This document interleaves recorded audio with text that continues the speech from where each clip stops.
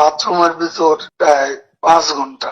ফাঁস হয়ে গিয়েছে ওবায়দুল কাদেরের একটি গোপন ভিডিও। পালিয়ে যাওয়ার আগে বাথরুমে 5 ঘন্টা কিভাবে লুকিয়েছিলেন, কার সাথে ছিলেন তিনি এবং কারা তাকে বর্ডার পার করে দিয়েছে। অনুসন্ধানে বেরিয়ে আসছে চাঞ্চল্যকর তথ্য।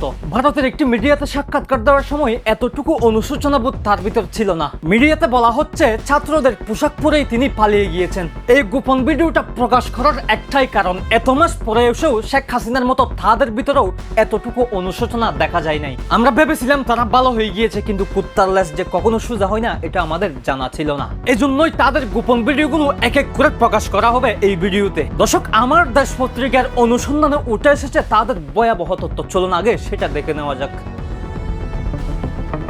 ছাত্র জনতার অভ্যুত্থানে আওয়ামী লীগ সরকারের পতনের দিন 5 ঘন্টা বাথরুমে লুকিয়েছিলেন বলে জানিয়েছেন দলটির সাধারণ সম্পাদক ওবায়দুল কাদের। ভারতীয় গণমাধ্যম দ্য ওয়ালের এক্সিকিউটিভ এডিটর অমল সরকারকে দেয়া এক সাক্ষাৎকারে একথা বলেন তিনি। শেখ হাসিনার পতনের পর এই প্রথম কোনো গণমাধ্যমে কথা বললেন কাদের।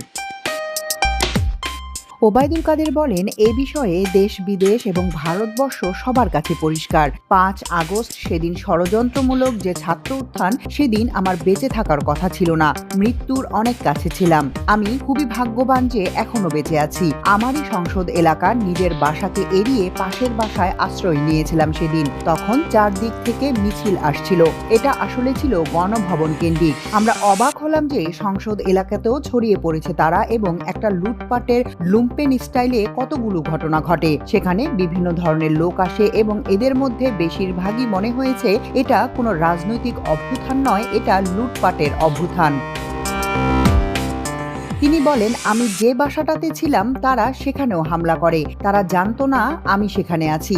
আমার বাসা তারা লুটপাট করেছে, কিন্তু যে বাসায় আমি আশ্রয় নিয়েছি সেখানে হামলা করবে আমি ভাবতেও পারিনি। দেখলাম অনেক লোকজন ঢুকে পড়েছে, তারা ভাঙচুর ও লুটপাট করতে থাকে। স্ত্রীকে নিয়ে আমি বাথরুমে লুকিয়েছিলাম, অনেকক্ষণ ছিলাম, প্রায় 5 ঘন্টা। একটা পর্যায়ে তারা বাথরুমের ভেতরেও কমোড, বেসিন এগুলোতে লুটপাট করে। আমার স্ত্রী বাথরুমের সামনে দাঁড়িয়ে বারবার বলছিলেন আমি অসুস্থ, একথা বলে তাদের ফিরিয়ে দিচ্ছে। একটা পর্যায়ে তারা বাথরুমে যেগুলো আছে সেগুলো লুট করার জন্য জোরপূর্বক প্রবেশের হুমকি দেয়। সে সময় আমার স্ত্রী জিজ্ঞাসা করলো কি করবে, বললাম খুলে দাও। তারপর 7 থেকে 8 জন ছেলে ঢুকলো সেখানে, খুবই আক্রমণাত্মক দৃষ্টিভঙ্গি নিয়ে। হঠাৎ তারা আমার দিকে তাকিয়ে বলল, নেত্রী চলে গেল, আপনি যাননি কেন? আমি কিছু বলছিলাম, তাদের মধ্যে কি উদয় হয় জানি না। তারা আমাকে বলে আপনার ছবি তুলবো। তারপর ছবি তুলতে শুরু করলো, সেলফি নিচ্ছিল। এরা ছাত্ররা অনেকে আমাকে চিনত। তাদের যে আক্রমণাত্মক মনোভাবটা ছিল কি কারণে সেটা নিমিষেই শীতল হয়ে গেল। তখন ঠান্ডা মেজাজে কথা বলছিল।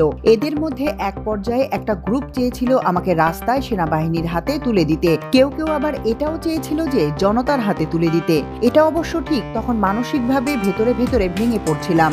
এরপর একটা শার্ট, এদের ব্যাচ, লাল পতাকা শোভিত ব্যাচ লাগিয়ে একটা মাস্ক মুখে দিয়ে আমাকে হাঁটাতে হাঁটাতে সংসদ এলাকা থেকে বড় রাস্তা গণভবন অভিমুখী রাস্তায় নিয়ে যায়। ওখানে নিয়ে হঠাৎ করে কোথা থেকে একটি ট্যাক্সি আসে, একটা ইজি বাইক, সেটা খালিই ছিল।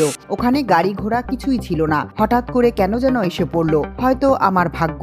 এরা দুজনেই স্ত্রী সহ আমাকে নিয়ে অটোতে উঠলো আর বলতে লাগলো পথে তো অসংখ্য মানুষ, চেক আপ চলছে সব জায়গায়। বলতে লাগলো আমাদের চাচা চাচি অসুস্থ, হাসপাতালে নিচ্ছি, ডিস্টার্ব করবেন না।